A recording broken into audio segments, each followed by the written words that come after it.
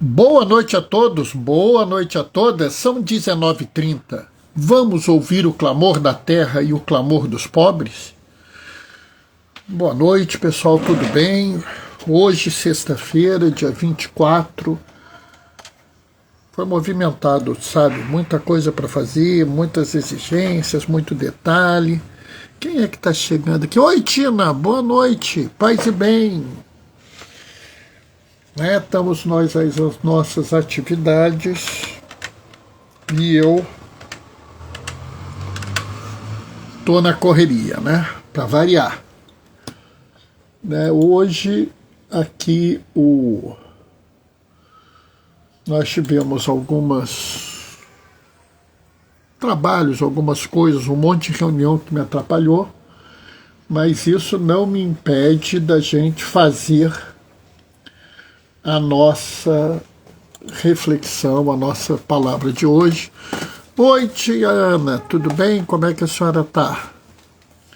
Estamos nós aqui na confusão e eu quero fazer uma observação que hoje de manhã cedo, quando eu acordei, pouco antes de tomar o café, não, já tinha tomado café, eu e minha esposa estávamos vendo o Bom Dia Rio. E a gente viu com tristeza que tinha uma operação no Complexo do Alemão e no Complexo da Penha. E a gente sempre vê isso com tristeza. Primeiro, por motivo óbvio, só tem operação porque você tem tráfico de droga, milícia, esse tipo de crime. Segundo, porque eu olhei e pensei assim, como esse povo vai sofrer, como já deve estar sofrendo, como esse povo vai sofrer, porque tem tiroteio na casa deles praticamente. E agora, quando eu chego em casa, coloco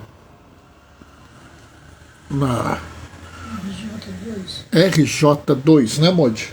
O RJ2, eu continuo, ainda está tendo tiroteio. 15 horas de tiroteio. Sabe, tem uma casa que foi destruída por balas, por granadas. Tem 5 pessoas mortas, tem várias pessoas feridas. Várias unidades de saúde não trabalharam, linhas de ônibus foram desviadas, escolas foram fechadas. Oi, Marli, boa noite, paz e bem. Oi, Marli, beijo, Marli. O Rio de Janeiro está, no mínimo, por baixo, há 45 anos, 40 anos, vamos dizer assim, numa política de segurança chamada guerra às drogas. Essa política é um fracasso. É um fracasso porque não resolveu o problema. Nesses 40 anos o problema piorou. Essa política é um fracasso porque ela leva à morte de um monte de pessoas inocentes. Essa política é um fracasso porque vários policiais morrem por causa disso. Sabe, é óbvio que ninguém vai me ouvir. Eu sei. Mas pelo menos as pessoas que estão nessa live façam a reflexão. Tem que mudar isso. A vida das pessoas é mais importante. Se esse negócio está há 40 anos e não resolveu nada, só piorou, está mais do que na hora de pensar outra forma de fazer isso. Bernardo, qual é a outra forma? Eu não sei. Eu não vou dizer que eu sei, porque eu não sei. Mas tem que ter outro jeito. Oi, Lena, boa noite, paz e bem. Oi, Lena, um beijo. E isso é especialmente importante porque nós estamos hoje celebrando São Francisco de Sales, o pai dos salesianos, um homem dedicado à educação, à comunicação, um homem preocupado com a caridade, com o cuidado, com o sofrimento dos miseráveis. Lena está mandando boa noite, beijos, amada, te amo muito. Sabe, então eu fico pensando no dia de São Francisco de Sales, nós deveríamos estar celebrando Cuidados com a educação, cuidados com uma comunicação saudável, que fale a verdade, que sirva as pessoas. Nós deveríamos estar celebrando atos de caridade, de felicidade, e não com o horror que nós estamos vivendo. Então, assim, é um desabafo meu, mas eu acho que também é importante que a gente pense nesse tipo de coisa. Que a gente entenda a realidade do mundo. Porque enquanto a gente não fizer isso, a gente não vai mudar as coisas. Já passei, não, estão 19h35, está na hora da gente ler o Evangelho de hoje. E minha esposa está aqui, ela assistiu a celebração da palavra de hoje. Vamos ver se eu vou fazer diferente ou não. Oi, Roberta, boa noite, paz e bem. O Senhor esteja convosco. Proclamação do Evangelho de Jesus Cristo segundo Marcos. Naquele tempo, Jesus subiu ao monte e chamou os que ele quis, e foram até ele. Então Jesus designou 12 para que ficassem com ele, e para enviá-los a pregar com autoridade para expulsar os demônios. Designou, pois, os 12, Simão, a quem deu o nome de Pedro, Tiago e João, filhos de Zebedeu, os quais deu o nome de Boanerges, que quer dizer filhos do trovão, André, Filipe, Bartolomeu, Mateus, Tomé, Tiago, filho de Alfeu, Tadeu, Simão, o cananeu, e Judas Iscariotes, aquele que depois o traiu. Palavra da salvação. Roberta está mandando um olá. Sabe, pessoal, a gente olhando essa leitura, ela é uma leitura muito conhecida. Aliás, eu acho, como eu disse ontem, praticamente todas as leituras do Evangelho são muito conhecidas por aqueles que costumam seguir o lecionário. Né? Como assim o lecionário, Bernardo? Os católicos, os luteranos, os anglicanos seguem o mesmo lecionário. Né? Eu acho, inclusive, que os metodistas também. Mozinho fez uma observação. O que é o lecionário? Nessas igrejas, nessas religiões, nós temos um conjunto de leituras que é lido sempre. Então, por exemplo, se você for numa catedral anglicana, numa igreja anglicana hoje, essa leitura foi lida. Se você for ler a leitura, se você for no dia 20 de janeiro, numa igreja episcopal nos Estados Unidos, eles leram a mesma leitura que eu li aqui. Porque a igreja episcopal, ela é uma divisão da igreja anglicana. Então, o que eu quero dizer com isso? A gente lê um conjunto de leituras repetidamente. Então, se você tem 4 anos que você acompanha a celebração, a missa, a cada 4 anos você ouve novamente a mesma leitura. Porque são os anos A, B e C. Então, vamos supor, você começou no B, né? Então vai ser B, C, A, B. Então, a cada 4 anos, repete. Então, todas as leituras são conhecidas.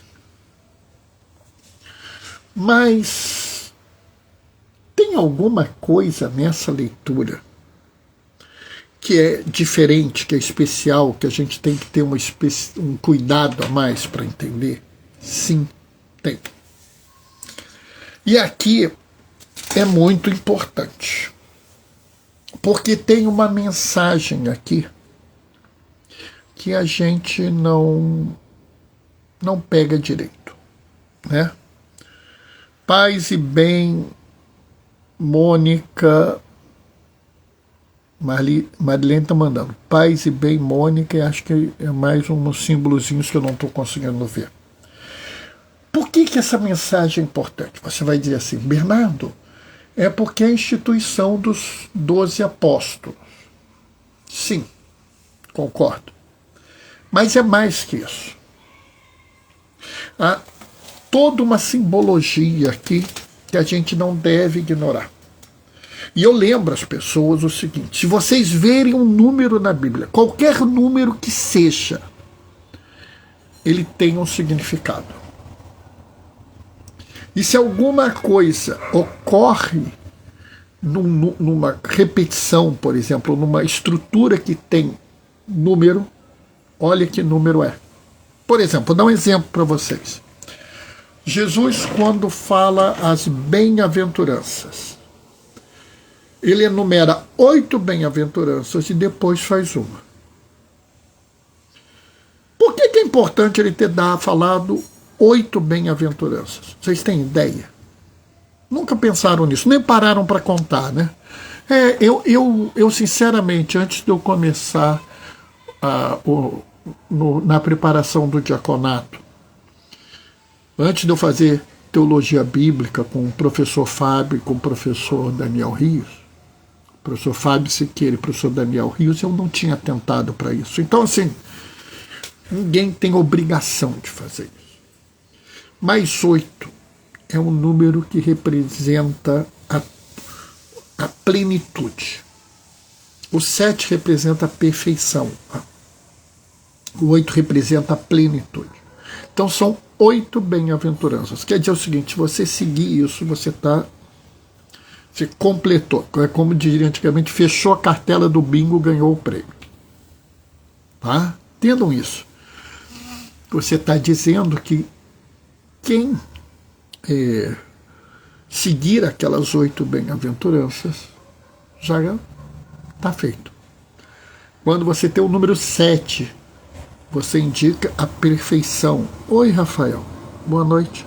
Paz e bem. Né? Que é perfeito. E o 6 não atingiu o 7, é imperfeito. Estão vendo? 3, o triângulo, é a primeira figura geométrica estável que existe. E nos lembra a Trindade. Né? Deus Pai, Deus Filho, Deus Espírito Santo. O quadrado, a coisa que mais estrutura no mundo. E na época de Jesus, o quadrado era entendido como uma coisa que fechava um círculo. Os 4 polos da terra, os 4 ventos, os 4 mares, eles acreditavam que só tinha 4 naquela época. E por isso 7 era o número da perfeição, é 4 mais 3. 12, 4 vezes 3, mas também é o número das tribos de Israel. E Bernardo, mas não são 12 apóstolos? Exatamente. Viu o número, pensa que tem um significado. Não se esqueçam disso. Então, Jesus designou 12.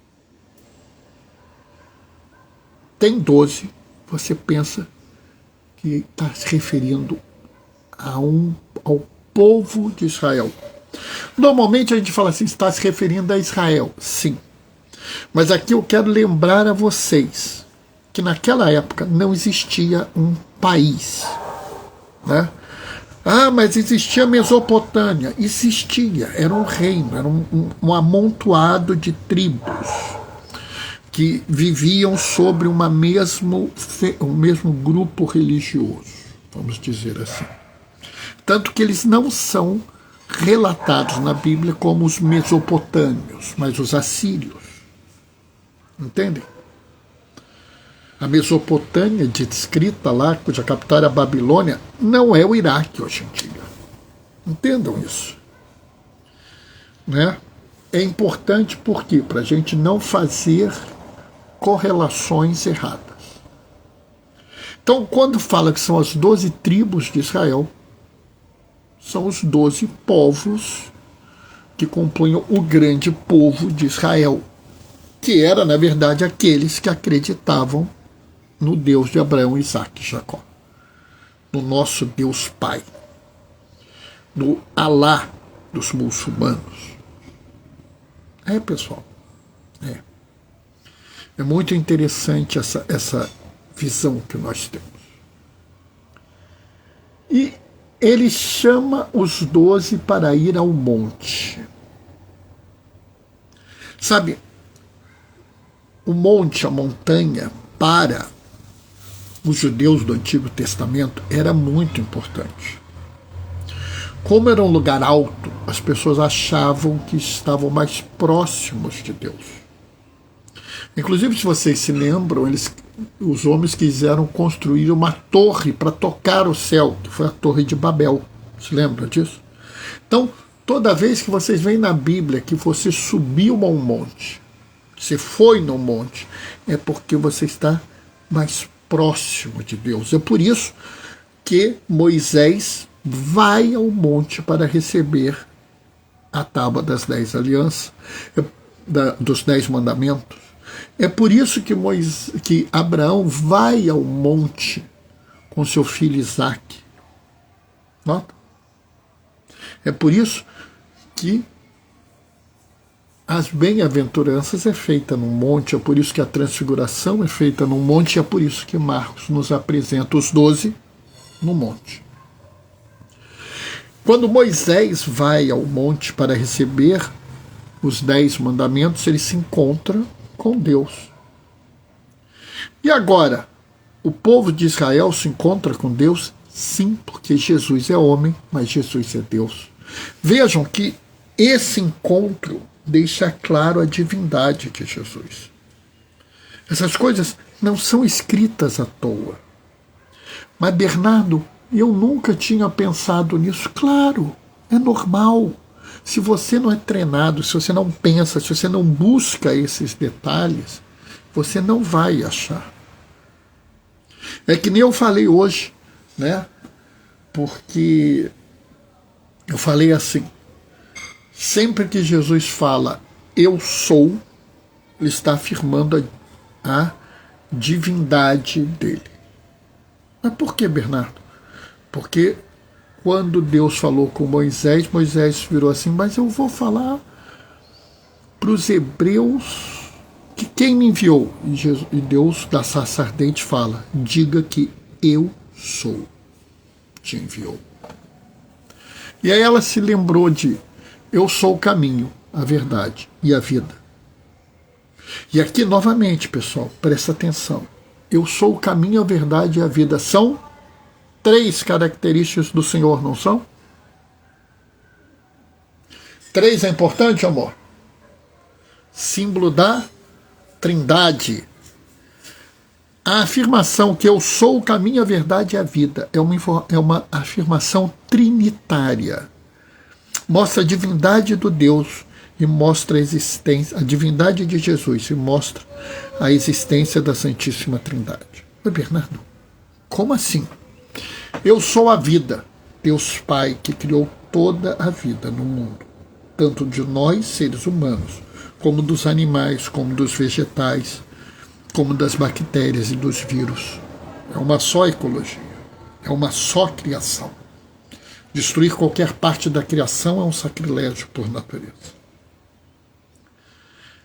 Eu sou o caminho, eu sou a verdade, o Espírito Santo. O Espírito da verdade, se lembra que ele é descrito assim? E eu sou o caminho. O próprio Jesus é o caminho, que exerceu todo o seu ministério caminhando para lá e para cá, que é aquele que nos orienta a seguir em direção a Deus. É ele que nos dá o mapa do caminho. Mas a gente vai mais adiante. A esses 12 foi dado 2 funções. Pregar. Eles receberam o mandato de pregar, o munus de pregar. E é muito interessante, porque depois eles serão chamados de apóstolos, não é, mozinho? O que quer dizer a palavra apóstolo, você sabe? Aquele que fala por. Olha que bonito, aquele que fala por. E é por isso que Paulo se chama de apóstolo. E é por isso que Santo Agostinho diz que Madalena é apóstola dos apóstolos, porque ela anuncia aos apóstolos a ressurreição. Então aqui eles ganharam o título de apóstolos. Bernardo, mas quase não se fala apóstolo no Evangelho, só se fala discípulo, porque Jesus estava lá. Se lembra? Enquanto o noivo está com os convidados, eles não jejuam. Enquanto Jesus está presente, ninguém precisa falar por ele. E o outro símbolo, com autoridade para expulsar os demônios. Ou seja, Jesus mostra que ele pode transferir atos da sua divindade para nós, meros mortais. E ele faz isso como? Através do Espírito Santo. É pelo Espírito Santo que nós podemos fazer os atos que são propriamente divinos. Mas tem mais uma mensagem nesses 12 apóstolos aqui, que talvez a gente não tenha observado. Porque olha bem, Jesus escolheu pessoas para representá-lo. Pessoas que guiariam a sua igreja no futuro. Na lógica de hoje, na pregação da maior parte das pessoas de hoje, essas pessoas são maravilhosas, fantásticas, purinhas, perfeitas. Porque é assim que a gente quer apresentar a igreja. É assim que a gente quer dizer que as pessoas são. Né? É assim que eles querem que a gente acredite. Para você fazer parte da igreja, você tem que fazer isso, fazer aquilo outro. Você tem que agir daquele jeito. Mas vamos ver esses 12. Vamos pegar aqui o iniciozinho. Simão, Tiago, João e André. Né? Simão, chamado Pedro, e André são irmãos. Tiago e João são irmãos. Maravilha, né? Que coisa linda, são da mesma família. Pessoal, eles são pescadores. E na época de Jesus, um pescador não era uma pessoa bem vista, porque ele tirava o sustento do mar. E o mar era a ausência de terra. E a terra era a bênção que Deus dava para aqueles que seguiam a sua aliança. Então, pescador era meio que mal visto. Fulano é uma pessoa boa, mas sabe como é que é, né? Pescador, a gente tem que ficar meio com o pé atrás. Então, dos 12 já tem 4 que não estão bem. Ah, Bernardo, mas depois disso ficou bom, né? Filipe, Bartolomeu, Mateus. Ih, meu Deus do céu. Mateus é publicano. Publicano era o suprassumo do pecador naquela época. Cobrador de imposto. Porque era cobrador de imposto. Nada era pior do que cobrador de imposto. Você podia ser o que fosse, ou prostituto, assassino, ladrão, o que fosse. Era melhor do que ser um cobrador de imposto. Eu já fico até vendo os pais da época. Né? Eu prefiro meu filho sendo um ladrão do que um cobrador de imposto. Era nesse nível. Eita, aí, Mateus, ó. Eita, ferro. Tá difícil, né? Hein? Mas vai melhorar. Né? Tiago, filho de Alceu. Tadeu. Simão, o cananeu. Ih, mozinho, bagunçou de novo, mozinho. Assim não dá. Esse tal de cananeu. Porque cananeu é quem vive na Cananeia. Cananeia é terra de pagão. Quase não tem judeu. Então, esse aí, provavelmente, não era judeu. Ele era cananeu, amor.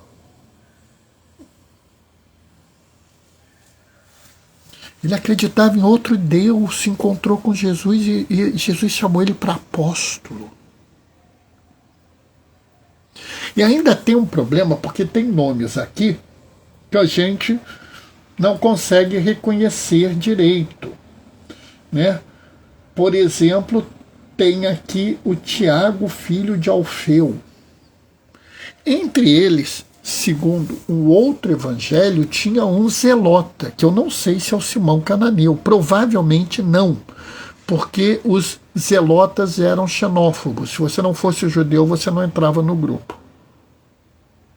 Está vendo? E quem é o zelota?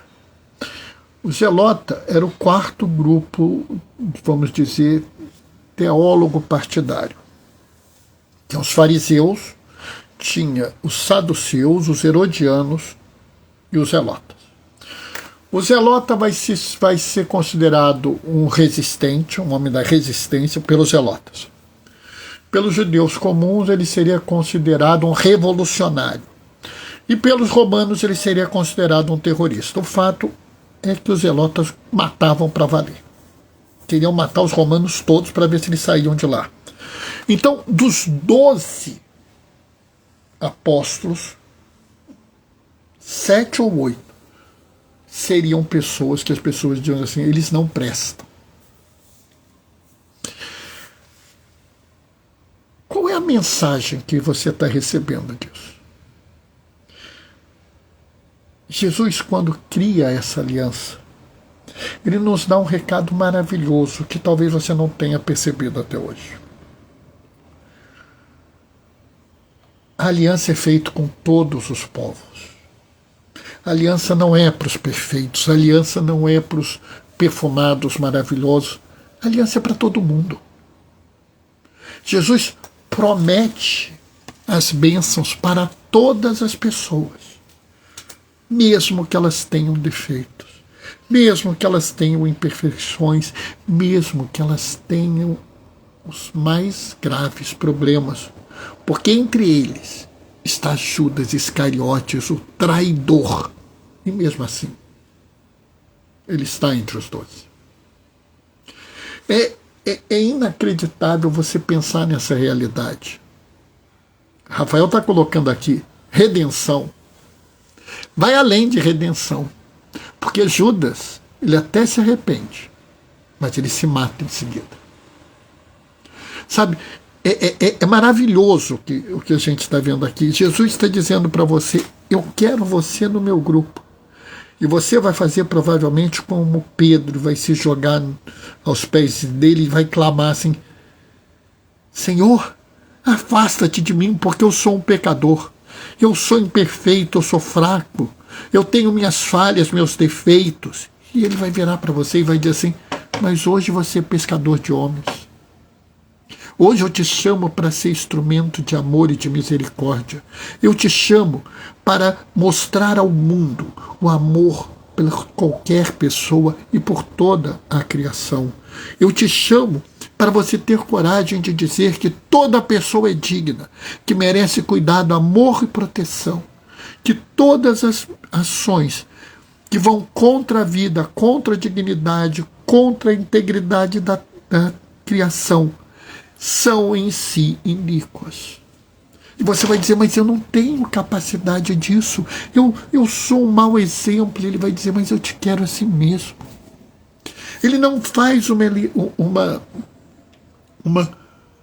aliança para os perfeitos, Rafael, ele faz uma aliança para as pessoas. Jesus nos ama do jeito que a gente é.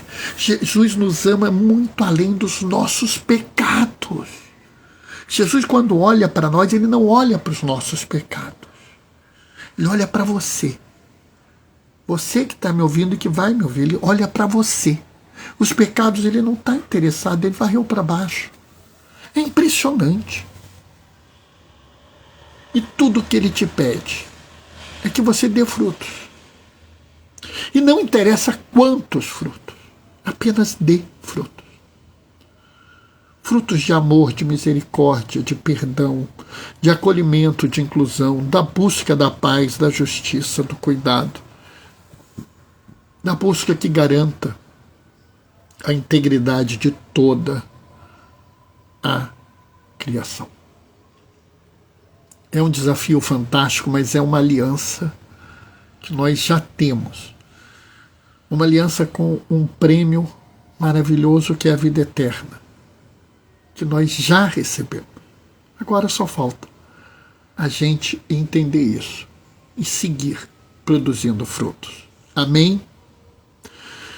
Bom, essa foi a reflexão de hoje, 20 horas. Eu não tenho mais jeito não, amor. Essa live nova, essa temporada nova, não vai mais acabar às 8 horas.